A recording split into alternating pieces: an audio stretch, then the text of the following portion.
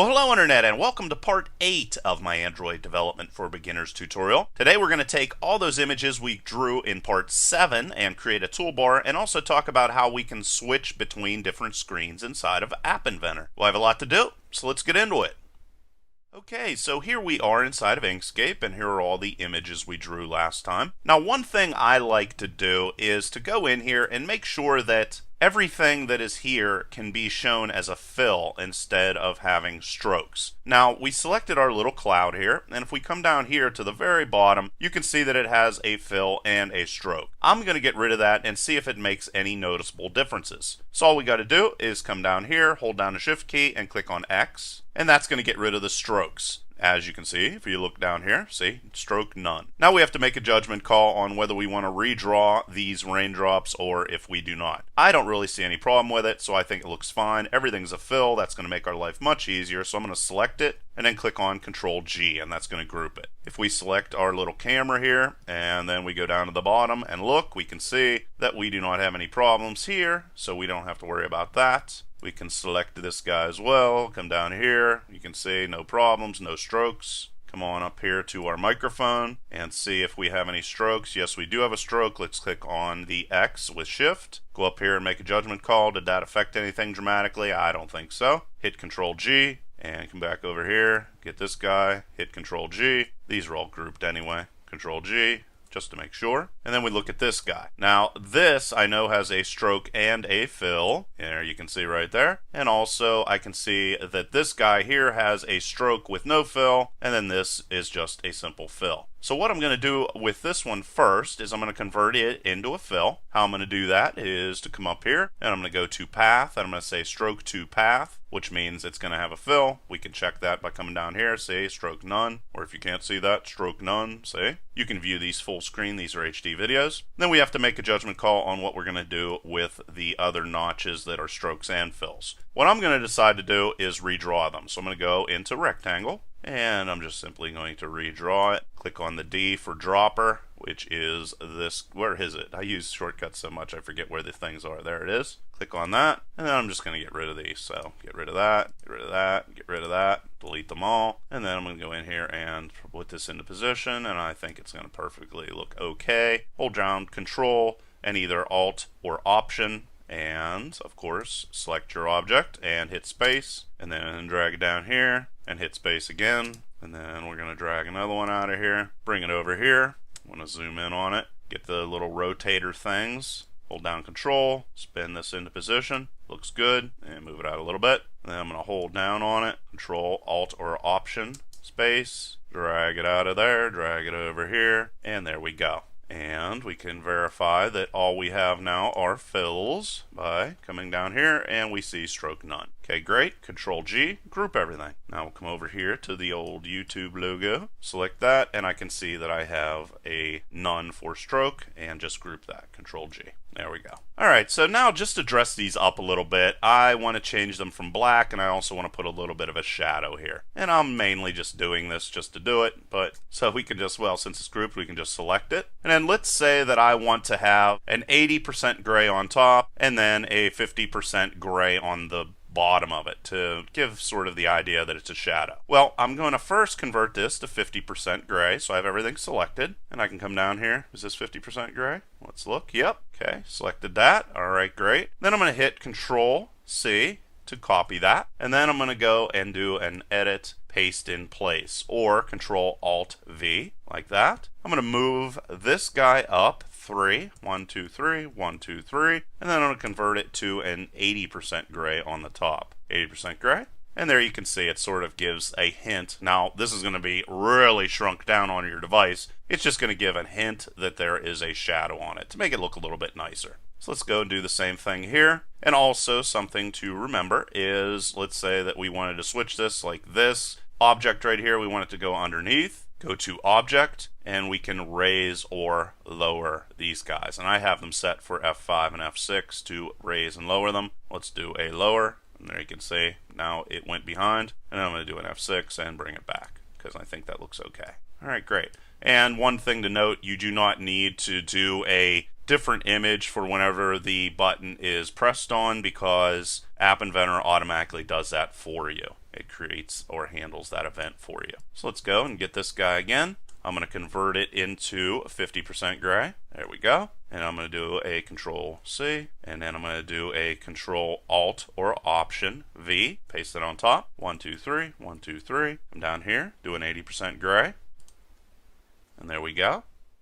And there we go. We got them all set up. Now, what I'm going to use is Photoshop to edit these. You could use GIMP or whatever you are comfortable with. And I'm just going to hold down Shift key and zoom out of this. So I'm going to select all of these at the same time. There we go. And if we want to export all of these images as a PNG file, we just have to select all of them just like that. And then we're going to go over here to File, and we're going to go Export Bitmap, and it's going to pop up all sorts of information. The only thing that's really important is where you're going to store it. And I am going to call this, let's change this to App Inventor 8 folder, and I am going to call this PNG App Inventor icons. Alright, so that's good, and you can see right there that it's a PNG file, and I'm going to get rid of this 5 right there, and I'm going to say export, and it's going to show a little export progress thing down here, and now it's done. Now I can go into Photoshop and do the rest of what I need to do.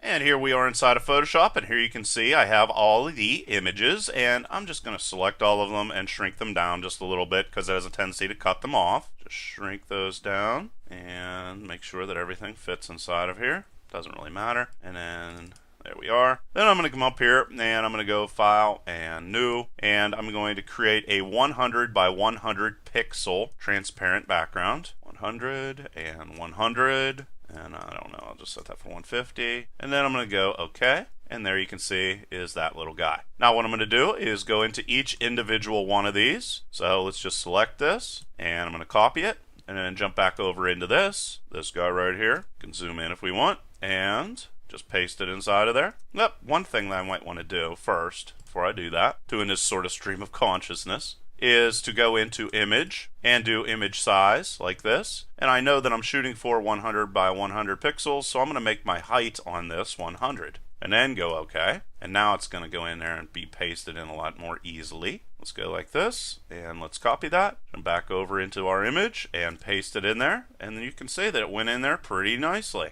Now I'm just going to go File, Save As, and then inside of this guy, I'm going to call this Weather Icon, and it's a PNG file, and I'm going to click on Save, shut off as a copy if you have that checked, and hit Save.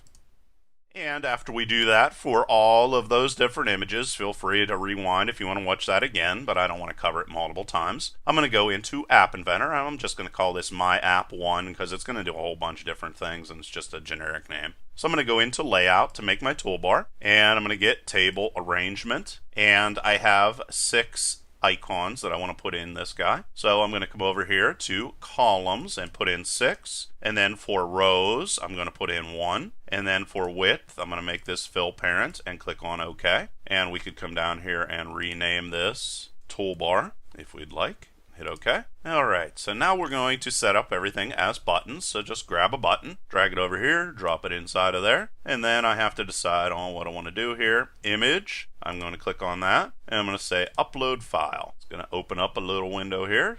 Click on Choose File, and then inside of this I'm just going to look for my weather icon, click on that, and it goes in there, and then I'm just going to click on OK, and it's going to be really big, and I know what size it should be, but I'm going to act like I don't. First I'm going to go over here to Text and delete that, and then for my width I'm just going to let this be automatic. Click out of there. Then just to think about what we're going to need to do here with this guy, I like to use a default sort of size and then later on go in and change it if I want to. So let's go in here and look and see what the actual width of this is going to be. So I'm just going to get myself a label, drag it over here, and then in this label I'm going to put the screen width. So let's jump over into blocks, and then let's go into screen, and then let's get when screen is initialized. Let's get that guy right there, and then we'll have the label, and we'll set the text for our label right like that to whatever the screen width is. So let's get this screen, and it's way down the bottom. Let's scroll down, and you can see here screen width right there. Drag it up here, drop it in, and that's going to give us our screen width, and it's going to display it on the screen. It's going to give us sort of a hint for what we should have our starting pixels be for our little cloud here. And I'm going to go in and do AI Companion, and I'm going to open this up on my phone, and we're going to take a look at exactly how big that area is.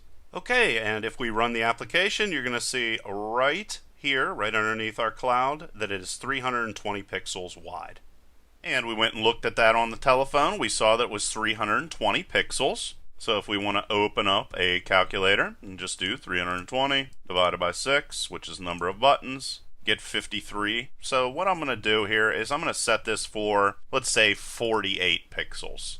And that's just a judgment call on my end. So I'm going to delete my label that we have right here. And I'm going to come in and I'm going to select my little cloud, come down here, and I'm going to go width, and I'm going to set it for 48 pixels, hit OK, and set this for 48 pixels, and hit OK. And there you can see that the cloud has shrunk down. Now I'm going to do the same thing for all the other buttons. So just drag a button over, get rid of this text that's right here. On image, I'm going to upload a file. Come in, get that guy. Let's say we want the camera icon for this. Click on OK. There's the camera. Come down here, set the pixels for 48, OK, and 48. Click OK.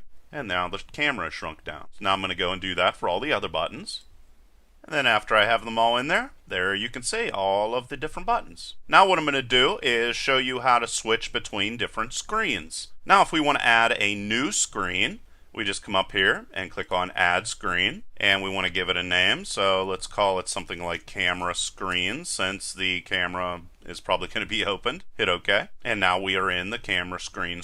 And let's just do something really simple here. Let's get a button, and let's just call it Go Back, which is going to go back to the original screen. So go down here, go back, right like that, and then jump into the block section. And then whenever that button is pressed on or clicked, we want it to jump back to the original, and to do that we go Control, and then to return to the previous screen, I'm going to have to come down here. I'm just going to say Close Screen, which is going to be the current screen or the camera screen, and it's going to jump back into screen 1.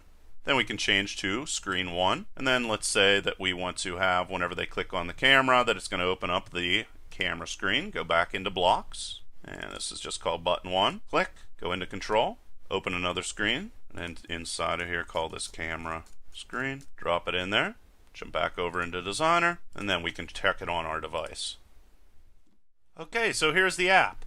Now one problem though is if you are using this application using the QR code from App Inventor and then having it transfer over here by scanning the QR code, it's not going to work. So I thought I'd show you what happens just so you don't get nervous. If we click on the camera, it's going to jump over into the other screen. However, if you click on Go Back, it isn't going to go back. So that means you're going to have to go in and build the application and email it to yourself like I've covered previously. And here it is right there. And of course, if I click on it, it's going to download and it is going to install. If I click on Install, an app is installed, then I'm going to hit Open. And there is the application. And now you can see if I use the built form, I'm going to be able to go back and go forward just like that.